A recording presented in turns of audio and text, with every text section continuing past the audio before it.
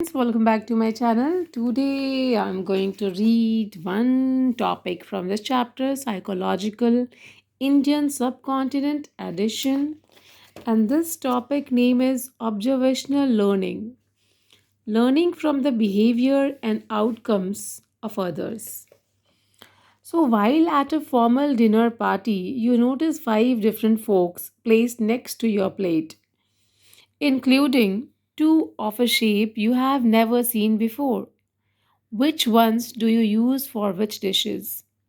You have no idea. In order to avoid making a complete fool of yourself, at the first course arrives, you watch the other guests. When several reach unhesitatingly for one of the unfamiliar forks, you do the same. Now, thank goodness, you can concentrate on the food. You have probably encountered similar situations in which you have acquired new information, forms of behavior, or even abstract rules and concepts from watching the actions of other people and the consequences they experience. Such observational learning is third major way we learn, and it is a common part of everyday life. Bandura 1977-1986. Indeed, a large body of research findings suggest it can play a role in almost every aspect of behavior. More formal evidence for the existence of observational learning has been provided by hundreds of studies, many of them performed with children. Perhaps the most famous of these studies are the well known Bobo doll experiments conducted by Bandura of his colleagues. Bandura, Ross, and Ross 1963. In these studies, one group of nursery school children saw an adult engage in aggressive actions against a large inflated Bobo doll. The adult who was serving as a model knocked the doll down, sat on it, insulted it verbally, and non aggressively, repeatedly punched it in the nose. Another group children were exposed to a model who behaved in a quiet bobo doll.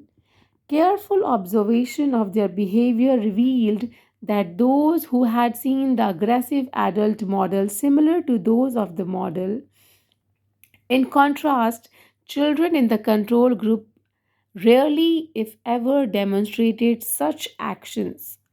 While you may not find these results surprising, they may be significant in relation to the enduring controversy over whether children acquire new ways of aggressing through exposure to violent television programs and movies. We'll return to this issue shortly. For the moment, let's consider the nature of observational learning. Observational learning, some basic principles.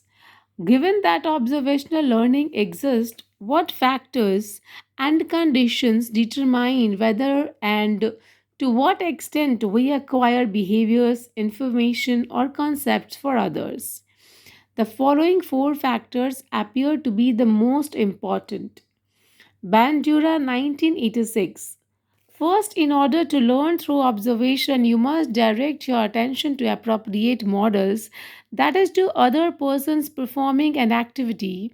And as you might expect, you don't choose such models at random but focus most attention on people who are attractive to you, on people who possess signs that they know what they are doing, such as status or success, and on people whose behavior seems relevant to your own needs and goals. Second, you must be able to remember what the persons have said or done.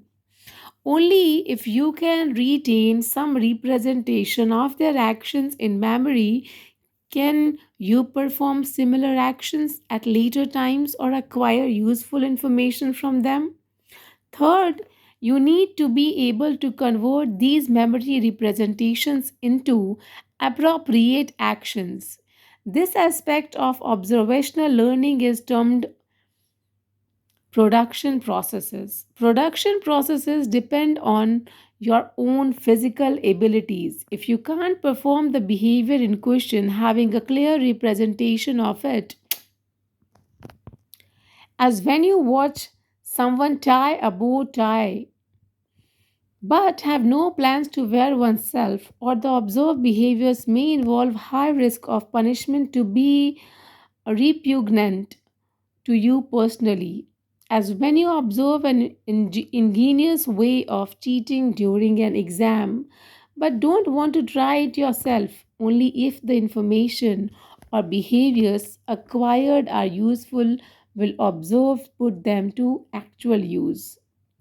So as you can see, observational learning is a complex process, far more complex than mere imitation, and plays an important role in many aspects of behavior. So, this point is perhaps more forcefully illustrated by a controversy that has persisted in psychology and in society as a whole since the early 1960s. The controversy over whether children and perhaps each adults are made more aggressive by long-term exposure to violence on television shows or in movies. Thank you so much friends for listening this topic. If you are liking, if you are understanding, please like, share and subscribe my videos. Bye, take care.